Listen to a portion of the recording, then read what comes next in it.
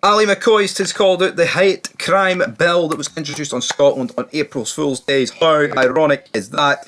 And for some reason, this should have been done yesterday, but for whatever reason, it wasn't. So here am I, on Fog Football, having to talk about it for the third time, despite having to do two feds about it on my own channel. Welcome back to the channel. We're here to talk about it. A lot of other news going on. But you know what? Fair play to Ali Mccoist for calling this out, because it should be called out. It's an absolute disgrace, and I shouldn't even need to say that it affects everyone. Ranger legend. Oh, big orange Hun bastard. You know, people just spitting the dummy at Ali Mccoist, and he's got to break the hate crime law, even though you've just broke it by saying that about him. Anyway, let's move on. You know, the Celtic fans chanting, "You orange fat bastard," or whatever to Chris Boyd. They broke it.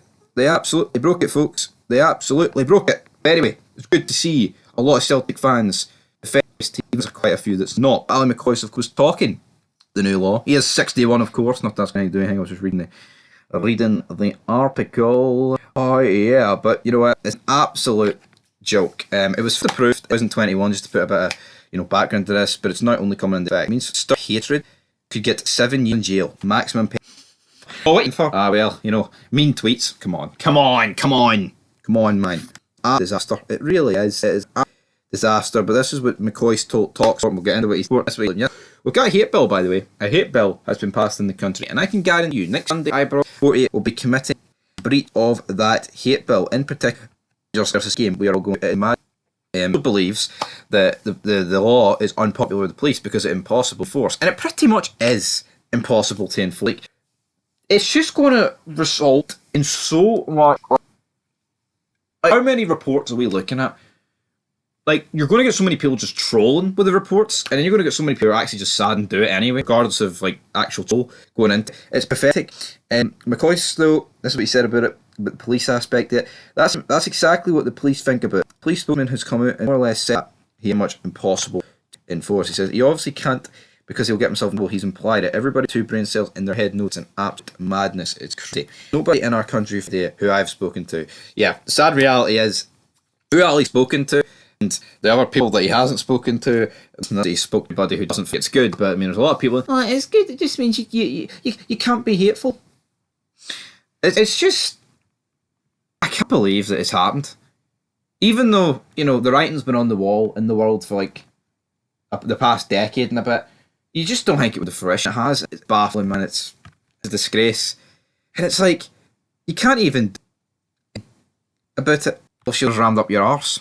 And the Ali Mccoist has actually U-turned on this. He's come out today and said attending the old firm. So what would have happened there? As Carmen said in The Sopranos, your brother Billy would have happened there. That's fitting, Billy.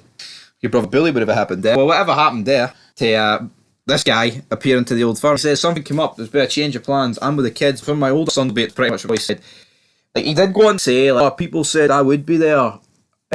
Breaking the law, but you literally said you would be. Love Ali Mccoist, but I mean, it's literally a day later. It's not like he's like, oh, people misunderstood what I said 15 years ago. No, I mean, we're talking 24 hours later. There's no way it could be confused that much. But anyway, Mccoist, he's free to do what he wants. Might go to game, fair enough, right? But I think it's pressures from above. Turned around and said to him that it's a good idea if you don't go to this game, big man, because if you go to this game after you've admitted that you will commit a crime, how are we going to be able to employ you? You've got the likes of TalkSport, ITV, Sky Sports when he does the games, TNT. I mean, the guy's pretty much on every football channel there is out there, and he runs the risk. It's a sad reality, but that just shows you how it comes into effect, though, this hate bill rule, right? Where people in higher up positions, realistically, right, if you work in McDonald's or if you work in Tesco, right, you're not going to get fired because of this. No one's going to give a shit what you tweet for the most part, unless it's some of the most extreme shit you'll ever see, right? But if you tweet stuff to do with the old firm, right, or if you tweet a man is a man, the woman is a woman, J.K. Rowling style, Tesco or McDonald's probably aren't going to sack you. But if Mccoist starts saying things like that, right, and admitting to it, these woke-ass companies that are high up, they're going to get pressure from above, then he's going to get pressure from above for them, and then he's going to be sacked. That's just how it works, folks. That is how dictatorships work, and that is why people in this line of business and speak their mind end up getting fucking shat on. It's just the way it goes. You know, you either agree with the wokeness, or you be silent on the matter, and then you'll be able to stay in the bubble. But if you breach that, the bubble will burst. There's a few examples out there. You look at Matt Letizia, you look at Julie Barton. You don't necessarily have to agree, right, with all their views, right? And I'm not going to pretend that Julie Barton's a nice guy. I think he is a scumbag, even if he does come out with some things that I would agree with. But the reality is, they're never going to get employed again. Especially Barton. Matt Letizia might, but Julie Barton is not going to be touched with a 10-foot pole. Alright? And that is the reality we live in. But anyway, guys, till next time, will Scotland wake up? Will the world wake up? I'm a betting man. I'd stick it on now.